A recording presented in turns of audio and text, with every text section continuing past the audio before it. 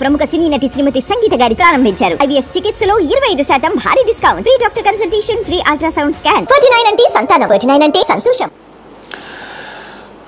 గతంలో వైఎస్ఆర్ కాంగ్రెస్ పార్టీ అధికారంలో ఉన్నటువంటి సమయంలో టీడీపీ పార్టీ కేంద్ర కార్యాలయం మీద దాడికి సంబంధించి అప్పుడు దాడి చేసినటువంటి వాళ్ళలో ముఖ్యమైనటువంటి వ్యక్తులు, దానికి సూత్రధారులు అనేటువంటి ఆరోపణలు ఎదుర్కొంటున్నటువంటి వారిని ఇటీవల ముందస్తు బెయిల్ ఇవ్వటానికి ఏపీ హైకోర్టు నిరాకరించినటువంటి నేపథ్యంలో నందిగామ సురేష్ని అలాగే విజయవాడ డిప్యూటీ మేయర్ భర్తని పోలీసులు అరెస్టు చేసిన విషయం అందరికీ తెలిసిందే. ఈ అరెస్టులకు సంబంధించే వైఎస్ఆర్ కాంగ్రెస్ పార్టీ సీనియర్ నేత, మాజీ మంత్రి, మాజీ ఎమ్మెల్యే పేర్ని నాని స్పందించడం జరిగింది.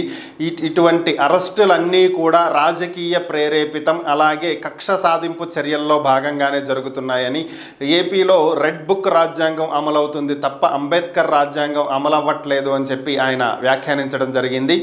ఈ అరెస్టులు ఒకసారి గమనించినట్లయితే టీడీపీ పార్టీ కేంద్ర కార్యాలయం మీద దాడి జరిగింది అని చెప్పి చెప్తున్నారని, ఇది అప్పట్లోనే కేసులు నమోదు చేయటం జరిగిందని, అయితే ఈ దాడులకు సంబంధించి టీడీపీ పార్టీ ప్రధాన కార్యాలయంలో ఉన్నటువంటి సీసీ ఫుటేజీల్ని పోలీసులు స్వాధీనం చేసుకోవడం జరిగిందని, ఈ సీసీ ఫుటేజీల్లో ఎక్కడా కూడా నందిగామ సురేష్ కనిపించలేదని, అలాగే దేవినేని అవినాష్ కనిపించలేదని, తలసేల రఘురాం, లేళ్ల అప్పిరెడ్డి వీళ్ళెవ్వరూ కూడా కనిపించలేదు, ఆ డిప్యూటీ మేయర్ భర్త కూడా కనిపించలేదు. అసలు సీసీ ఫుటేజీల్లో లేనటువంటి వాళ్ళని తీసుకొచ్చి ఈరోజు అరెస్టు చేయటం అనేది ఎటువంటి ఆధారాలు లేకుండా ఈ చేస్తున్నటువంటి ఈ అరెస్టులని ఖచ్చితంగా ఇది రాజకీయ ప్రేరేపితమనే అనుకోవాలి.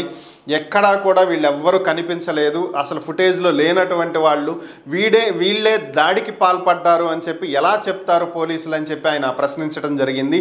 అలాగే కూటమి ప్రభుత్వం ఏర్పాటు చేసిన దగ్గర నుంచి ఇప్పటి వరకు వివిధ సంఘటనల్లో వివిధ జిల్లాల్లో వైఎస్ఆర్ కాంగ్రెస్ పార్టీ శ్రేణులు అరెస్ట్ అయినటువంటి వాళ్ళు 171 మంది ఉన్నారు అని చెప్పి ఆయన వ్యాఖ్యానించడం జరిగింది. ఇంతమందిని అరెస్టులు చేసి జైల్లో పెట్టి ఎన్నాళ్ళు ఉంచుతారు? మహా అయితే బెయిల్ వచ్చేదాకా ఉంచుతారు, లేదంటే కొత్తగా కేసులు పెట్టి లేదా పాత కేసులు తవ్వి మరికొన్నాళ్ళు ఉంచుతారు.